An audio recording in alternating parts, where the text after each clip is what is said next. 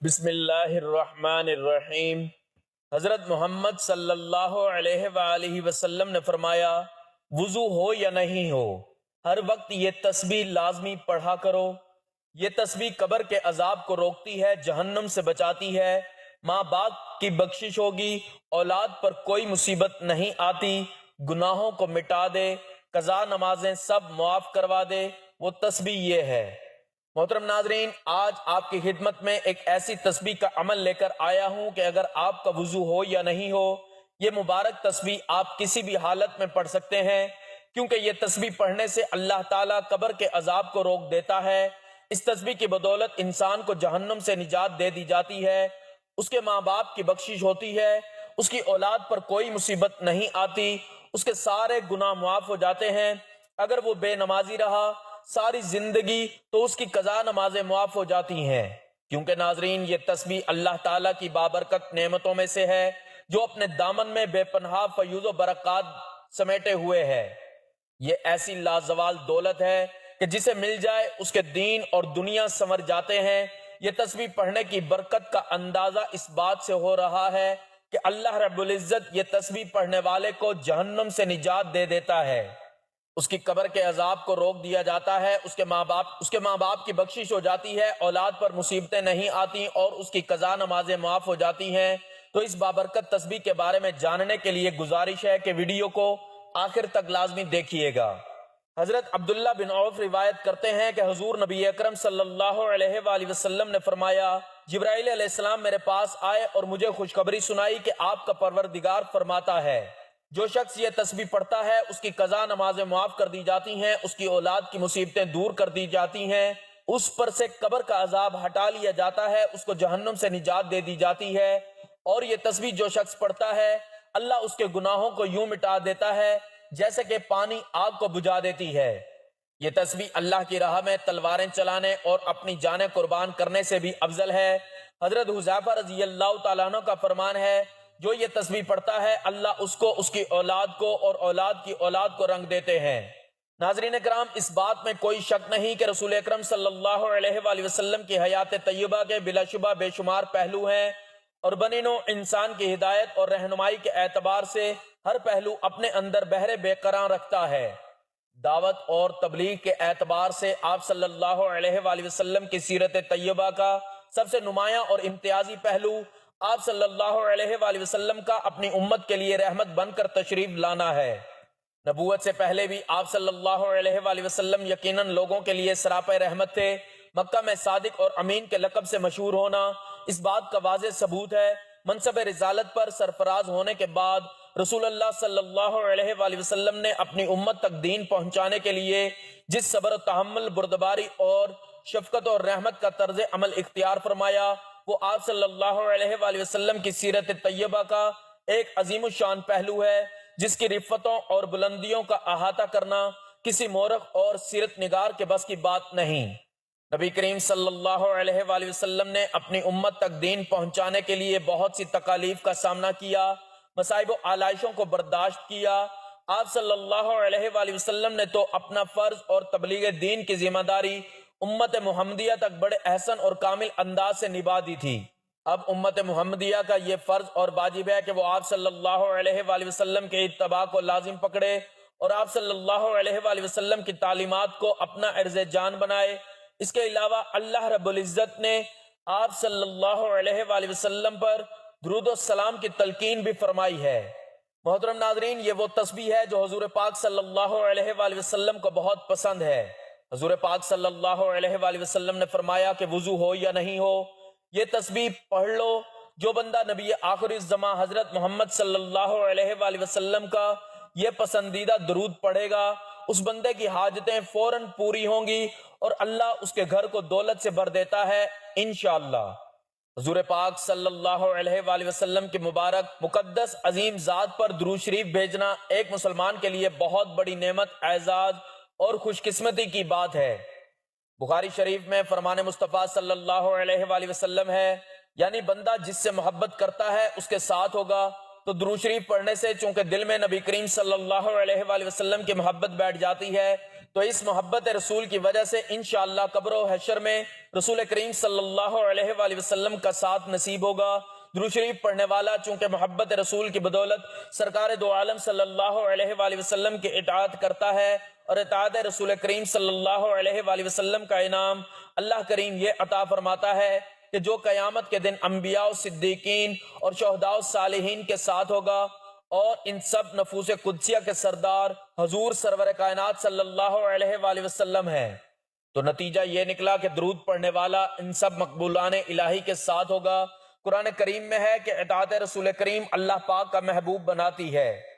اے محبوب تم فرما دو کہ لوگو اگر تم اللہ کو دوست رکھتے ہو تو میرے فرما بردار ہو جاؤ، اللہ تمہیں دوست رکھے گا۔ درود شریف پڑھنے والا محبت رسول کریم میں اطاعت رسول بجا لاتا ہے، اور اطاعت رسول کے سبب اللہ کریم کا محبوب بن جاتا ہے۔ اللہ تعالیٰ نے نبی کریم صلی اللہ علیہ وآلہ وسلم کو سارے جہانوں کے لیے رحمت بنا کر مبعوث فرمایا۔ آپ صلی اللہ علیہ وآلہ وسلم کو تمام انبیاء کرام علیہ السلام کے آخر میں ختم نبوت صلی اللہ علیہ وآلہ وسلم کا تاج پہنا کر واضح روشن دلائل کے ساتھ بشیر و نذیر بنا کر بھیجا۔ اللہ تعالیٰ نے آپ صلی اللہ علیہ وآلہ وسلم کی باسط سے سوئی ہوئی عقلوں کو جگایا، اندھی آنکھوں کو روشنی اور بہرے کانوں کو قوت سماعت بخشی، اور ذلل مبین سے ہٹا کر صراط مستقیم پر گامزن فرمایا۔ اللہ تعالیٰ کا عظیم احسان اور حضور خاتم النبیین صلی اللہ علیہ وآلہ وسلم پر ایمان کا یہ لازمی تقاضا ہے کہ نبی کریم صلی اللہ علیہ وآلہ وسلم کے ساتھ جان و مال، اہل و عیال، حتیٰ کہ ہر چیز سے بڑھ کر آپ صلی اللہ علیہ وآلہ وسلم کے ساتھ محبت و عقیدت کا لازوال رشتہ قائم کیا جائے۔ نبی کریم صلی اللہ علیہ وآلہ وسلم کے مکمل اطاعت و اتباع کی جائے، اور اللہ تعالیٰ کا حکم سمجھ کر آپ صلی اللہ علیہ وآلہ وسلم پر کثرت سے درود و سلام بھیجا جائے۔ درود و سلام ایسی لازوال دولت ہے کہ جسے مل جائے اس کے دین و دنیا سنور جاتے ہیں۔ ناظرین، درود و سلام حضور نبی کریم صلی اللہ علیہ وآلہ وسلم کی تعریف، اللہ تعالیٰ کی رحمت کا خزانہ، گناہوں کا کفارہ، بلندی درجات کا زینہ، قرب خداوندی کا آئینہ، خیر و برکت کا سفینہ ہے، تنگ دستی کا علاج، جنت میں لے جانے کا سبب اور دوزخ سے نجات پانے کا ذریعہ ہے۔ سورۃ الاحزاب میں ارشاد خداوندی ہوتا ہے کہ بے شک اللہ تعالیٰ اور اس کے فرشتے نبی اکرم صلی اللہ علیہ وآلہ وسلم پر رحمت بھیجتے ہیں۔ اے ایمان والو، تم بھی حضور اکرم صلی اللہ علیہ وآلہ وسلم پر درود بھیجو اور خوب سلام بھیجو۔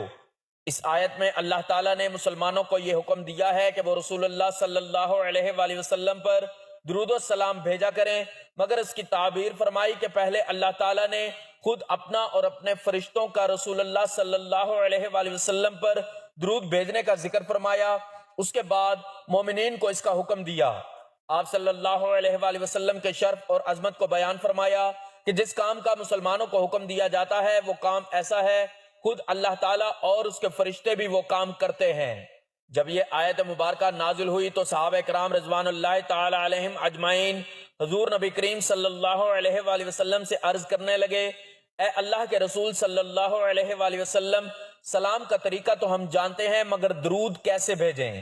آپ صلی اللہ علیہ وآلہ وسلم نے فرمایا، تم درود ابراہیم پڑھا کرو، سب سے افضل درود یہی درود شریف ہے جو خود رسول اللہ صلی اللہ علیہ وآلہ وسلم نے اپنے صحابہ کرام رضی اللہ تعالیٰ عنہم کو سکھلایا تھا، اور درود شریف کے سب سے زیادہ بابرکت الفاظ بھی وہی ہیں جو رسول اللہ صلی اللہ علیہ وآلہ وسلم کے لسان مبارک سے نکلے، کیونکہ آپ صلی اللہ علیہ وآلہ وسلم درود کے بغیر کلام نہیں فرماتے۔ حضرت عبداللہ بن مسعود رضی اللہ تعالیٰ عنہ فرماتے ہیں کہ جب تم رسول اللہ صلی اللہ علیہ وآلہ وسلم پر درود بھیجو تو اچھے طریقے سے درود بھیجو۔ حضرت ابی بن کعب رضی اللہ تعالیٰ عنہ بیان کرتے ہیں کہ میں نے نبی کریم صلی اللہ علیہ وآلہ وسلم کی خدمت میں عرض کیا، یا رسول اللہ صلی اللہ علیہ وآلہ وسلم، میں آپ صلی اللہ علیہ وآلہ وسلم پر درود پڑھتا ہوں، سو اپنے وظیفے میں آپ صلی اللہ علیہ وآلہ وسلم پر درود پڑھنے کے لیے کتنا وقت مقرر کر لوں؟ آپ صلی اللہ علیہ وآلہ وسلم نے فرمایا، جتنا چاہو۔ میں نے عرض کیا چوتھا حصہ؟ آپ صلی اللہ علیہ وآلہ وسلم نے فرمایا، جتنا چاہو، اور اگر اس سے زیادہ پڑھو گے تو وہ تمہارے لیے بہتر ہے۔ میں نے عرض کیا آدھا حصہ؟ آپ صلی اللہ علیہ وآلہ وسلم نے فرمایا، اگر اس سے زیادہ پڑھو گے تو وہ تمہارے لیے بہتر ہے۔ میں نے عرض کیا دو تہائی؟ آپ صلی اللہ علیہ وآلہ وسلم نے فرمایا جتنا چاہو اور اگر اس سے زیادہ پڑھو گے تو وہ تمہارے لیے بہتر ہے۔ میں نے عرض کیا میں آپ صلی اللہ علیہ وآلہ وسلم پر درود ہی پڑھتا رہوں؟ تو آپ صلی اللہ علیہ وآلہ وسلم نے فرمایا تب تمہاری پریشانی دور کرنے کے لیے یہ کافی ہوگا اور تمہارے گناہ معاف کر دیے جائیں گے۔ حضرت عبد الرحمن بن عوف سے روایت ہے کہ نبی کریم صلی اللہ علیہ وآلہ وسلم باہر تشریف لائے اور میں آپ صلی اللہ علیہ وآلہ وسلم کے پیچھے چلا، یہاں تک کہ آپ صلی اللہ علیہ وآلہ وسلم کھجور کے باغ میں داخل ہو گئے۔ پھر آپ صلی اللہ علیہ وآلہ وسلم نے سجدہ فرمایا اور بہت طویل سجدہ فرمایا، یہاں تک کہ مجھے خوف ہوا کہ اللہ تعالیٰ نے آپ صلی اللہ علیہ وآلہ وسلم کو وفات دے دی یا آپ صلی اللہ علیہ وآلہ وسلم کی روح قبض فرما لی۔ پھر میں نبی کریم صلی اللہ علیہ وآلہ وسلم کے قریب آیا تاکہ قریب سے دیکھوں۔ پھر آپ صلی اللہ علیہ وآلہ وسلم نے اپنا سر مبارک اٹھایا اور فرمایا کہ بے شک جبرائیل علیہ السلام نے مجھے بتایا کہ کیا میں آپ صلی اللہ علیہ وآلہ وسلم کو یہ خوشخبری سنا دوں کہ بے شک اللہ تعالیٰ یہ فرماتا ہے کہ جو آپ صلی اللہ علیہ وآلہ وسلم پر درود بھیجے گا میں اس پر رحمت نازل کروں گا، جو آپ صلی اللہ علیہ وآلہ وسلم پر سلام بھیجے گا میں اس پر سلامتی نازل کروں گا۔ حضرت ابو سعید خدری رضی اللہ تعالیٰ عنہ روایت کرتے ہیں کہ نبی کریم صلی اللہ علیہ وآلہ وسلم نے فرمایا کہ جو لوگ کسی ایسی مجلس میں بیٹھتے ہیں جس میں وہ اللہ تعالیٰ کا ذکر کرتے اور نبی کریم صلی اللہ علیہ وآلہ وسلم پر درود نہیں پڑھتے تو قیامت کے دن یہ مجلس اجر عظیم سے محرومی کی وجہ سے ان کے لیے حسرت کا باعث ہوگی، اگرچہ وہ ثواب کے لیے جنت میں داخل ہو جائیں۔ حضرت ابو بکر صدیق رضی اللہ تعالیٰ عنہ نے فرمایا نبی اکرم صلی اللہ علیہ وآلہ وسلم پر درود پاک پڑھنا گناہوں کو یوں مٹا دیتا ہے جیسا کہ پانی آگ کو بجھا دیتا ہے۔ درود پاک پڑھنے والے پر اللہ تعالیٰ کی رحمتیں نازل ہوتی ہیں، اس پر سے عذاب قبر ہٹا دیا جاتا ہے، جہنم سے اس کو نجات مل جاتی ہے، اس کی اولاد کی مصیبتیں دور ہو جاتی ہیں، وہ قدم قدم پر کامیابی حاصل کرتی ہے، اس کی قضا نماز معاف ہو جاتی ہیں اور اس کے گناہ مٹا دیے جاتے ہیں، اور حضور صلی اللہ علیہ وآلہ وسلم پر سلام بھیجنا اللہ تعالیٰ کی رضا کے لیے غلام آزاد کرنے سے افضل ہے۔